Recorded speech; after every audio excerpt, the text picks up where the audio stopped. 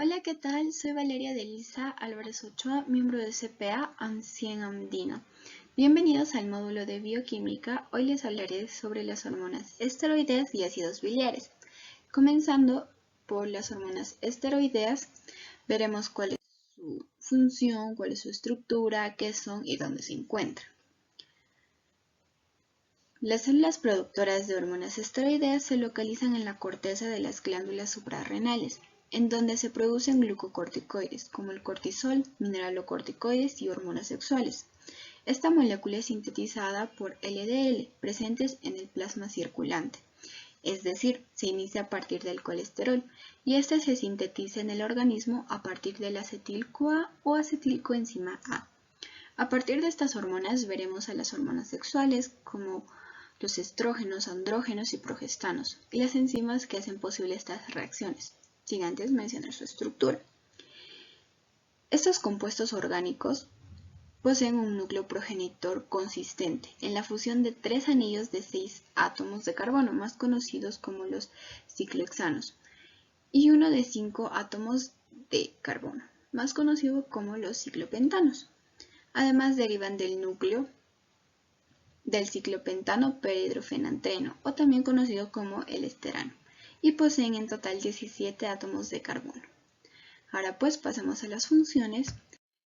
Estas hormonas esteroideas tienen como funciones regular múltiples procesos biológicos como la homeostasis electrolítica, también dar una respuesta al estrés, una función reproductiva en la diferenciación o en características sexuales, ¿no? Pero también son reguladoras, ya que regulan los niveles de sal y la secreción de bilis. Recordemos que la bilis es un líquido que es producido y secretado por el hígado y almacenado en la vesícula biliar.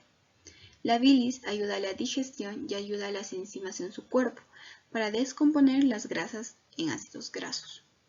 También son estructurales, puesto que el colesterol es un esteroide que va a formar, ¿no?, la estructura de las membranas de algunas células junto con los fosfolípidos.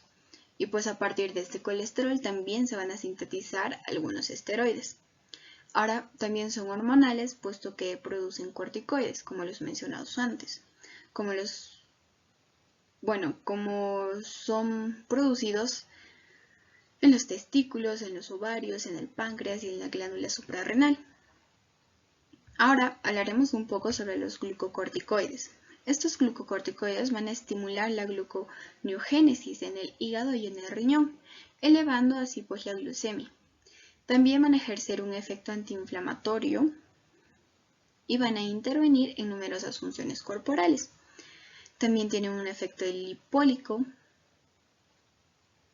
o lipolítico y permisivo sobre otras hormonas, puesto que van a tener un efecto sobre el sistema nervioso central y van a interferir con la respuesta inmunológica.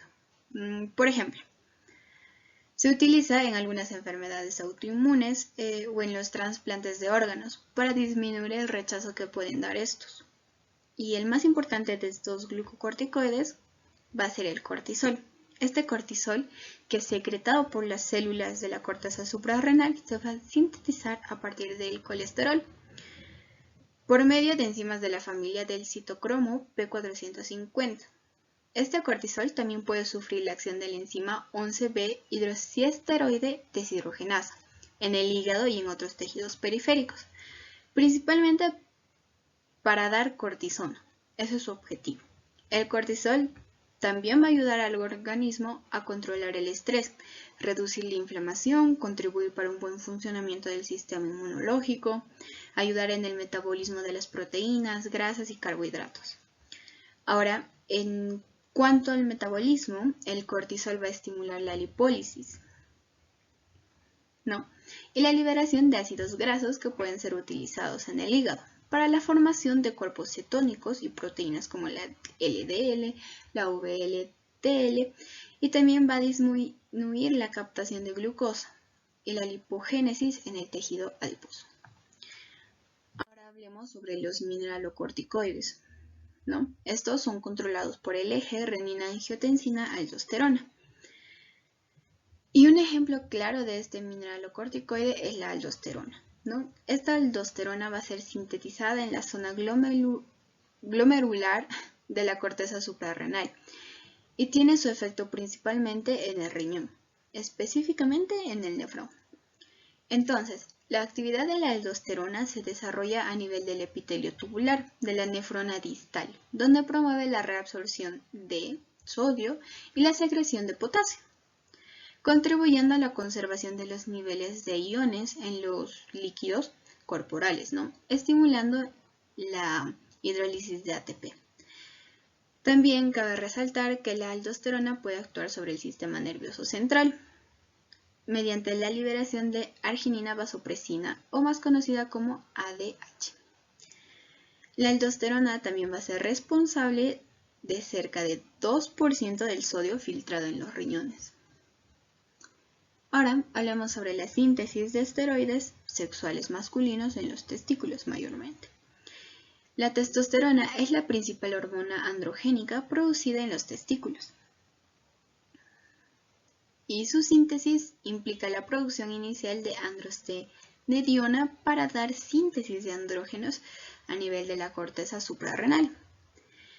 Entonces, la androstenediona es convertida en testosterona por acción de la enzima 17B hidroxiesteroide deshidrogenasa, que sustituye el grupo cetónico del carbono 17 por un grupo hidroxilo, que es el OH.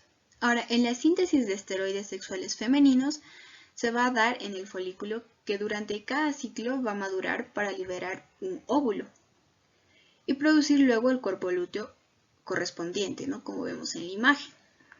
Ahora, los estrógenos se sintetizan en las células granulosas del folículo maduro, que posee células en su teca, que producen androstenediona y testosterona. Estas hormonas son las que van a difundir a las células granulosas vecinas, las cuales poseen la enzima aromatasa, que las convierte en estrona y en 17B estradiol. Estas dos, tanto la estrona como la 17B estradiol, van a dar paso, o a partir de esta se va a sintetizar el estriol, que va a ser un estrógeno con una acción breve. Ahora hablemos sobre las acciones de los esteroides sexuales. Las hormonas esteroideas reproductivas son fundamentales en el desarrollo fetal, diferenciación celular, maduración sexual, en el crecimiento y también en el ciclo sexual del individuo. Estas hormonas, que controlan el desarrollo femenino y masculino, van a ser los andrógenos, progestanos y estrógenos, que van a ser regulados por la hormona liberadora de gonadotropina, por la LH y también por la FSH. Entonces, estos andrógenos tienen efectos anabolizantes y promueven la síntesis de proteínas estructurales, mientras que los estrógenos van a favorecer el proceso de osificación. Ahora, los estrógenos y la progesterona, liberados durante el ciclo sexual femenino, tienen como objetivo preparar el organismo de la mujer para un eventual embarazo, que va a ser producto de la fecundación del óvulo maduro, liberado durante la ovulación. Un dato curioso que podemos mencionar aquí es que los andrógenos son segregados por los testículos, pero también son segregados por los ovarios, y por la corteza suprarrenal, que van a facilitar la comunicación intracelular. Ahora pasemos a hablar sobre qué son los ácidos biliares, cuál es su estructura, cuál es su metabolismo, algunas funciones y mucho más. Estos ácidos biliares se van a sintetizar en el hígado a partir del colesterol. Además, estos ácidos, tanto el glicólico y taurocólico, se disocian y unen a sodio, formando las sales biliares, que son las aminas, que a su vez son formadas a partir de ácidos biliares en el hígado. Su estructura es la de un ciclo pentano-fenantreno y también están relacionadas con la vitamina D. Se forman del ácido glicólico y taurocólico. A partir de los ácidos biliares primarios formados en el hígado, se va a dar paso a los ácidos biliares secundarios, como el dexosticólico y litocólico, que son producidos por la modificación de bacterias de los ácidos biliares primarios en la flora intestinal. Ahora, ¿cómo actúan en el metabolismo? Pues estos ácidos biliares van a actuar en el metabolismo básicamente mediante la activación de los receptores nucleares, los que mantienen su homeostasis, que cuando se interrumpe promueve su acción toxicológica, que se traduce en trastornos metabólicos y en el proceso de inflamación carcinogénesis digestiva. Cabe resaltar que todos se sintetizan a partir del colesterol y en el hígado también, y se modifican en el intestino. Entonces nos referimos, por ejemplo, a el ácido cólico, ácido quenodexocicólico, al dexocicolato, litocolatos y también a los ácidos biliares primarios y secundarios. Ahora pasemos a hablar sobre algunas funciones que tienen estos ácidos biliares en el intestino. Estos ácidos biliares no solo van a regular la digestión y absorción de las grasas, sino que también van a desempeñar ciertas funciones claves como moléculas de señalización en la modulación de la proliferación de células epiteliales. También tienen función emulsificadora, es decir, que van a servir para limpiar de nuestro organismo las grasas fragmentadas que hay. Además absorben ácidos grasos, monoglicéridos, colesterol y lípidos, formando micelas semisolubles para esta función.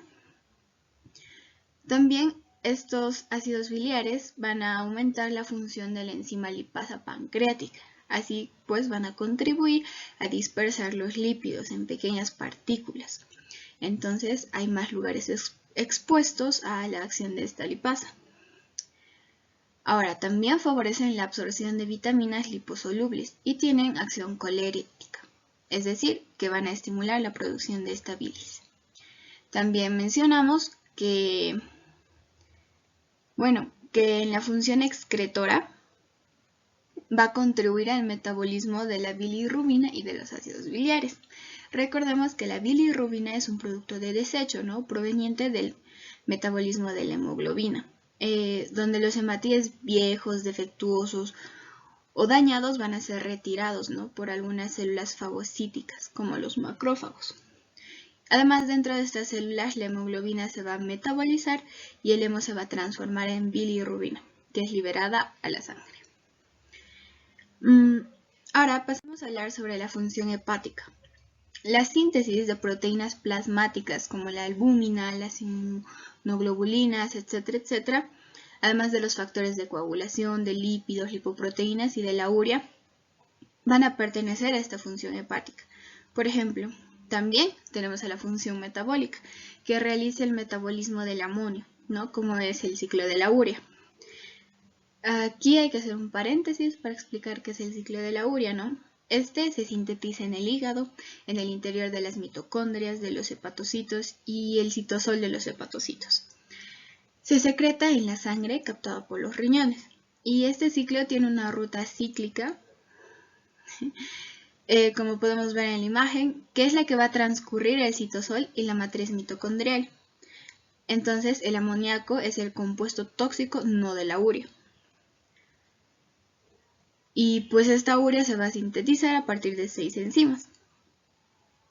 También tenemos que hablar sobre el ciclo de la urea, que va a convertir el exceso de amoníaco en la urea en las mitocondrias de las células del hígado, ¿no? La urea después entra en la corriente de la sangre, es filtrada por los riñones y excretada al final en la orina. Como ya lo mencioné antes, cabe resaltar que el amoníaco es el compuesto tóxico, no la urea. La urea no es tóxica. Ahora, hablando del metabolismo lipídico de los carbohidratos, como la hipoglucemia en hepatitis y la captación tras comida, que es la gluconeogénesis. La gluconeogénesis se manifiesta principalmente en células del hígado o del riñón, donde se da el proceso de elaboración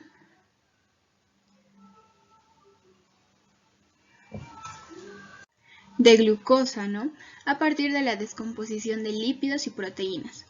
También a partir de precursores como el lactato o glicerol, o por la síntesis de glucosa a partir del piruvato, donde ocurre una carboxilación del piruvato, consumiendo pues ATP, para después dar una descarbonización y fosforilización del oxalacetato, consumiendo GTP. Ahora, hablando de los aminoácidos y proteínas como la síntesis de creatinina y carnitina y la transaminación, también tenemos a la síntesis, por ejemplo, de creatinina. Esta va a ocurrir en el hígado, riñón y páncreas, donde los aminoácidos arginina y glicina van a ser usados por la enzima. Pues por la enzima glicina amidinotransferasa, predominante en el riñón, para sintetizar el precursor de la creatina, el guanidinoacetato, que será exportado a la circulación.